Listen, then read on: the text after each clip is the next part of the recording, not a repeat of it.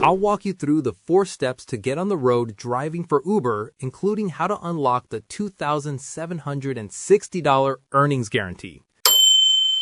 If you're ready, click the subscribe button. Let's get started. First, the requirements. To become an Uber driver, you generally need to be at least 21 years old. You'll need a valid driver's license and at least 1 year of licensed driving experience in the US. If you're under 25, Uber requires 3 years of experience. Step 2. Your vehicle.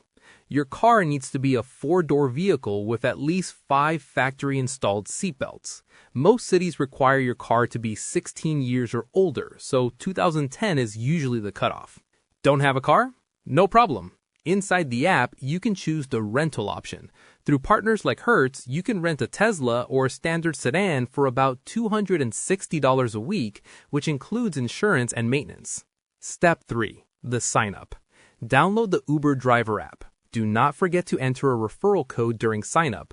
Uber uses earnings guarantees. This means if you complete, say, 100 trips in your first month, Uber guarantees you'll make a set amount, sometimes over $2,000.